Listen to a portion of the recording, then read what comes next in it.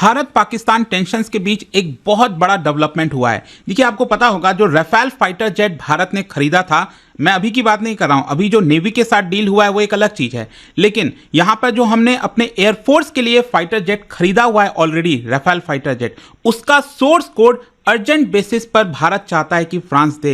लेकिन यहां पर अगर आप देखोगे तो बताया जा रहा है कि फ्रांस थोड़ा सा रिलक्टेंट है। तो इसको थोड़ा सा समझने की जरूरत है कि आखिरकार ये पूरा मामला है क्या, ये सोर्स कोड होता क्या है, इससे होगा क्या, अगर फ्रांस ने नहीं दिया तो ये क्या इंपैक्ट करेगा भारत के ऊपर। बहुत कुछ जानने को है। इस समय जो वॉर लाइक कंडीशन बनी हुई है पाकिस्तान और भारत के बीच में, इसी वक्त भारत ने रिक्वेस्ट किया है फ्रांस से ताकि जो राफेल फाइटर जेट्स के जो सोर्स कोड हैं वो यहां पर दिया जाए। और कहीं ना कहीं भारत ने इसको इंटेंसिफाई कर दिया है, काफी एफर्ट डाल रहा है ताकि फ्रांस उसको सोर्स कोड दे दे। तो क्वेश्चन यही आता है कि आखिरकार ये सोर्स कोड होता क्या एग्जैक्टली किसी भी फाइटर जेट के लिए। देखो क्या है ना कि जो सोर्स कोड है इसका सिंपल अर्थ ये हुआ ओरिजिनल कंप्यूटर प्रोग्रामिंग, मतलब कि आप समझिए जो एवियोनिक्स है, जो इलेक्ट्रॉनिक सिस्टम वर्क कर रहा है। अस्सलाम वालेकुम दोस्तों, इंडिया अपनी औकात से बाहर आकर फ्रांस से सोर्स कोड मांग रहा है, राफेल का सोर्स कोड। और दोस्तों सोर्स कोड ही होता है, समझिए कि प्रोग्रामिंग होती है, प्रोग्रामिंग ही होती है जो मशीन को चला रही होती है। और ये रियल टाइम प्रोग्रामिंग होती है। जो कंप्यूटर साइंस के बंदे हैं वो सही समझेंगे कि ये जो एयरक्राफ्ट की प्रोग्रामिंग होती है दोस्तों, ये बहुत ज्यादा लोअर लेवल पर जाकर असेंबली लैंग्वेज में की जाती है। और यानी ये किसी की बस का काम नहीं है। अगर आपको प्रोग्रामिंग मिल जाती है राफेल की तो फिर आप उसके लिए नए कॉम्पेटेबल डिवाइसेस साथ लगा सकते हैं, नए नए मिसाइल टेस्ट कर सकते हैं, जैसे कि आप अपने F-17 थंडर के साथ कर रहे हैं। हमारा पूरा एक सिस्टम है, हम दुनिया से हथियार लाते हैं, फिर उसे प्रोग्रामिंग के थ्रू F-17 थंडर के साथ उसे कॉम्पेटेबल बनाते हैं, तब जाकर दोस्तों हमारे मिसाइल चलते हैं। लेकिन भारत ने भी ये सोचा कि पाकिस्तान ऐसा कर रहा है तो हम भी ऐसा करते हैं। लेकिन भारत को ये पता नहीं है कि उसके पास जो हथियार है वो खरीदा हुआ है, क्योंकि उसने टेक्नोलॉजी नहीं खरीदी। और दोस्तों उसने फ्रांस से इसी जो अभी टेंशन चल रही है पाकिस्तान इंडिया की, थोड़ी सी कम हुई है लेकिन अभी भी चल रही है। इसमें यह हुआ है कि भारत ने पाकिस्तान के खिलाफ फ्रांस से ये कह दिया है कि हमें सोर्स कोड दो। और फ्रांस परेशान हो गया। फ्रांस कहता है कि आपको सोर्स कोड क्यों चाहिए, क्या आप सोर्स कोड से पाकिस्तान पर हमला करोगे? आपको अगर कोई चीज लगानी है, कोई मिसाइल लगाना है, आप हमें कहिए, हम उसे कंपेटेबल बनाकर आपको देंगे। आप हमसे वो चीज मांग रहे हैं जो नामुमकिन है आपको देना। और अब भारतीय ये कह रहे हैं कि फ्रांस की दोस्ती को टेस्ट किया जाएगा, क्या वो देता है या नहीं देता। असल बात तो यह है कि दोस्तों फ्रांस कभी भी नहीं देगा सोर्स कोड। अगर फ्रांस दे देता है राफेल का तो ये समझे कि फिर राफेल भारत में ही बनेंगे। फ्रांस भूल जाए कि वहां पर अब फिर उसके बाद कोई राफेल बनेंगे। मशीन लैंग्वेज होती है, असेंबली लैंग्वेज होती है, और दोस्तों इंतहाई मुश्किल लैंग्वेज होती है जिसमें आपको प्रोग्रामिंग करनी पड़ती है, रियल टाइम प्रोग्रामिंग होती है। हर लेवल लैंग्वेज में वही प्रोग्राम आपका 7 लाइनों का होगा और यहाँ पर 700 लाइनों का होगा। इतनी मुश्किल प्रोग्रामिंग है, यानी रिवर्स इंजीनियरिंग यहाँ पर नहीं हो सकती, रिवर्स प्रोग्रामिंग भी नहीं हो सकती। ये आपको मैं समझाना चाह रहा हूँ। इसलिए भारत ने जाकर सोर्स कोड मांगा है और सटियल दोस्तों इनकार कर दिया है फ्रांस ने। फिर इन्होंने मांगा है और अब फ्रांस को बार बार कह रहे हैं, फ्रांस का भी दोबारा जवाब नहीं आया। यानी फ्रांस को ये टेस्ट किया जा रहा है। आपके ख्याल के मुताबिक क्या ये फ्रांस इन्हें सोर्स कोड दे देगा? क्या इन लोगों की इतनी औकात है कि इन्हें सोर्स कोड दे दिया जाए? दोस्तों अपनी राय कमेंट सेक्शन में जरूर बताइएगा। इसी के साथ आपको बता दूं कि हमारा ये चैनल भारत में बंद कर दिया गया है। दोस्तों हमारे मुसलमान भाई वहां से काफी देखते थे, उन्हीं के लिए नया चैनल बनाया है। आप सब्सक्राइब करेंगे तो उनके लिए हमारी ये वीडियो पहुंच जाएगी। नीचे दोस्तों डिस्क्रिप्शन और कमेंट्स बॉक्स में उस चैनल का लिंक है, आप जाएंगे सब्सक्राइब करेंगे तो हमारे भाइयों के लिए भी हमारा कंटेंट पहुंच जाएगा। फाइटर जेट में वो कैसे ऑपरेट करेगा, उसमें अगर आपको चेंजेस करना है तो जब तक आपके पास ये सोर्स कोड नहीं होगा आप नहीं कर सकते। यहां पर जो फायर कंट्रोल सिस्टम है, अगर आप उसको मैनेज करना चाहते हो, मतलब कि जो नया वाला मिसाइल्स अगर आप अपने फाइटर जेट में इंटीग्रेट करोगे तो वो कैसे फायर करेगा, क्या करेगा। फिर कई बार आपने देखा होगा जो टारगेट्स हैं वो लॉक कर दिए जाते हैं, तो वो कैसे टारगेट्स लॉक होंगे, तो उसको मैनेज करना ये आपका सोर्स कोड के बिना नहीं हो सकता। जो इलेक्ट्रॉनिक वॉरफेयर सूट्स है उसको अगर रन करना है, यहां पर उसमें चेंजेस करने हैं तो भी आपको सोर्स कोड की जरूरत पड़ेगी। इसके अलावा नेविगेशन हो गया, जीपीएस, इस तरह की चीजों को कंट्रोल करना है, चेंजेस करने हैं तो भी सोर्स कोड की जरूरत पड़ेगी। और साथ ही साथ यहां पर जो डेटा लिंक हो गया, इंक्रिप्शन हो गया, जो कम्युनिकेशन होता है ना बेसिकली वो वाला प्रोटोकॉल, उसको अगर आपको हैंडल करना है तो उसमें भी सोर्स कोड के माध्यम से ही चेंज किए जा सकते हैं। तो अगर सोर्स कोड नहीं हुआ तो बेसिकली आप अपने फाइटर जेट को मॉडिफाई नहीं कर सकते, अपग्रेड नहीं कर सकते। सिंपल भाषा में बताऊं तो जैसे राफेल फाइटर जेट के अंदर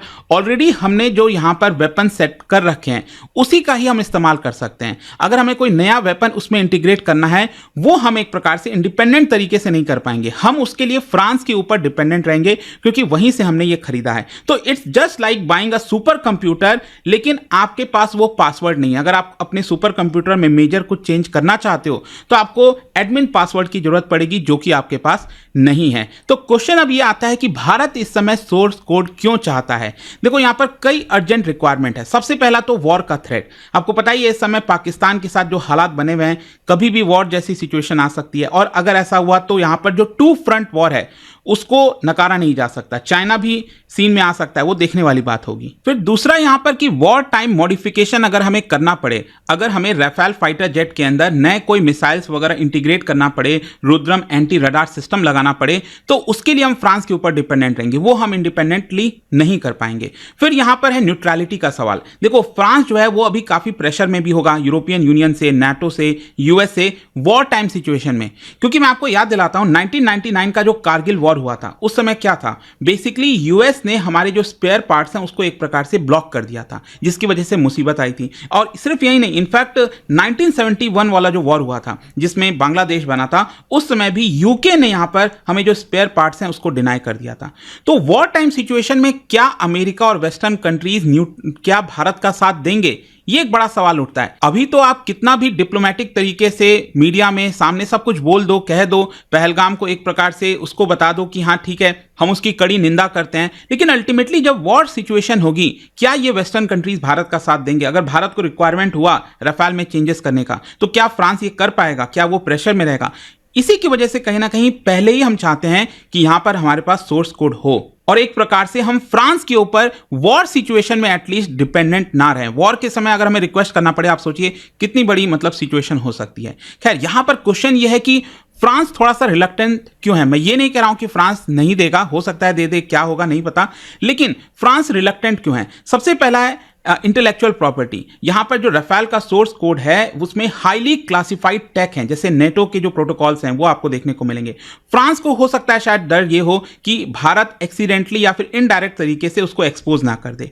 फिर दूसरा है इकोनॉमिक कंट्रोल। क्या है ना कि अगर सोर्स कोड फ्रांस के पास ही रहेगा तो एक प्रकार से अगर भारत को राफेल को एक प्रकार से चेंजेस करना हो, मॉडिफाई करना हो, अपग्रेड करना हो, तो अगेन जो दसॉल्ट कंपनी है जिससे हमने ये लिया है, तो उसका तो सोर्स ऑफ इनकम है ना ये, तो एक प्रकार से वो अपने पास ही रखना चाहेंगे। फिर स्ट्रैटेजिक लीवरेज, मतलब कि फ्रांस जो है वो बार्गेनिंग पावर रखना चाहता है इन फ्यूचर डील्स। अगर हम कोई और डील करते हैं आगे फ्यूचर में, तो उसके लिए बार्गेनिंग डील पावर रखना चाहता है। एंड यहाँ पर साथ ही साथ जो फ्रांस की कंपनी है उनको डर यह है कि जो एडवर्सरीज हैं भारत के, चाइना, पाकिस्तान, वो इंडियन सिस्टम को हैक ना कर लें, हमारे सोर्स कोड को यहाँ पर ना ले लें।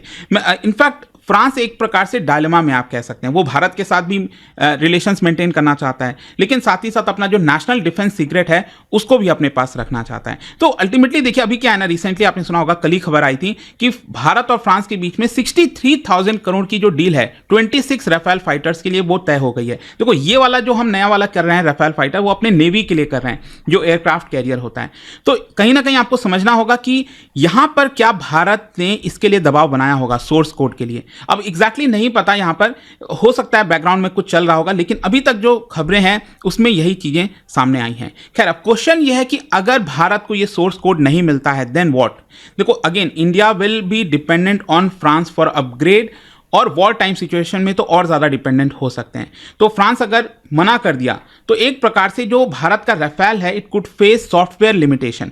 मतलब जैसा मैंने आपको बताया ना, हम अपने इंडिजिनस मिसाइल्स को अगर ऐड करना है, उसमें हटाना है, जैमर्स को फास्ट करना है, वो सब में थोड़ा सा लिमिटेशन आ जाएगा।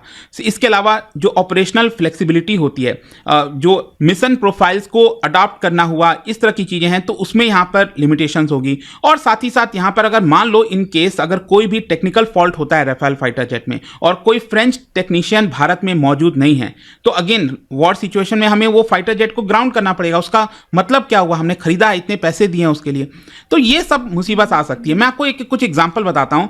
इजराइल जो अमेरिका से F-35 लिया था, उसने बहुत हैवी प्रेशर डाला था इजराइल ने अमेरिका के ऊपर, और फाइनली जो लिमिटेड सोर्स एक्सेस है वो यूएस ने दिया, और इसीलिए अल्टीमेटली इजराइल ने क्या किया, उसको मॉडिफाई करके F-35I बनाया, आदिर।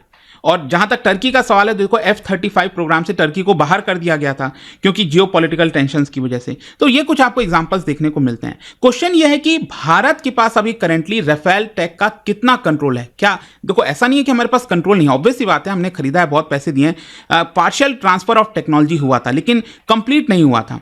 राफेल जो है अगर आप देखोगे तो यहां पर हमारे पास इन सारे चीजों का एक्सेस नहीं है। ये जो आप देख रहे हो, radar source code, spectra EW suit, the fire control and missile interface system, the mission software control system, इनका एक्सेस हमारे पास नहीं है। हमारे पास एक्सेस किसका है? मेंटेनेंस मैनुअल का, कुछ इंटीग्रेशन सपोर्ट का, मतलब इंटरफेस जो डॉक्यूमेंटेशन वगैरह है लिमिटेड स्तर पर, वो हमारे पास है। हमारे पास कैपेबिलिटी है to install some Indian origin weapons, but again उसके लिए भी हमें फ्रांस की अप्रूवल लेनी पड़ती है वो मेथड के लिए। तो ये हमारे पास एक्सेस है, ये सबका एक्सेस हमारे पास नहीं है। तो एग्जैक्टली अभी भारत क्या चाहता है? भारत ये सब चीजों का सोर्स कोड चाहता है। एक तो मिशन कंप्यूटर एक्सेस चाहता है ताकि हम अपने सॉफ्टवेयर पैचेस को अपडेट कर सकें और मिसाइल्स के जो कॉम्बिनेशंस वगैरह हैं वो अपलोड करना हो वो कर सकें। फायर कंट्रोल सिस्टम चाहता है ताकि जो अस्त्रा, रुद्रम, इन सबको हम इंटीग्रेट कर सकें राफेल के साथ। स्पेक्ट्रा EW कस्टमाइजेशन चाहता है ताकि अगेन जो एनिमी जैबिंग है उसको तुरंत बेसिस पर काउंटर कर सकें। फिर यहां पर आइडेंटिफाई फ्रेंड एंड फो, क्या होता है कि जो फाइटर जेट है वो पहचाने तो कि सामने वाला फाइटर जेट किसका है, हमारा फ्रेंडली है कि एनिमी का है। तो वो सारी चीजों का कंट्रोल भी अगेन भारत चाहता है। तो ग्लोबल कॉन्टेक्स्ट में अगर आप देखोगे तो बाकी कंट्रीज ने इसको कैसे मैनेज किया, मैंने आपको पहले ही बता दिया इजराइल के बारे में और टर्की के बारे में।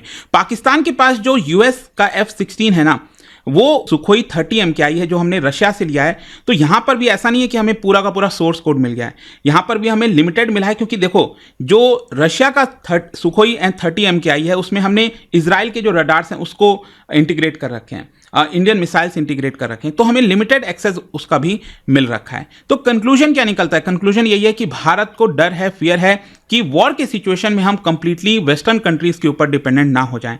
और भारत वल्नरेबल है अभी के लिए, लेकिन कहीं ना कहीं आपको समझना होगा फ्यूचर में जो है थ्रू तेजस MK2 AMCA जो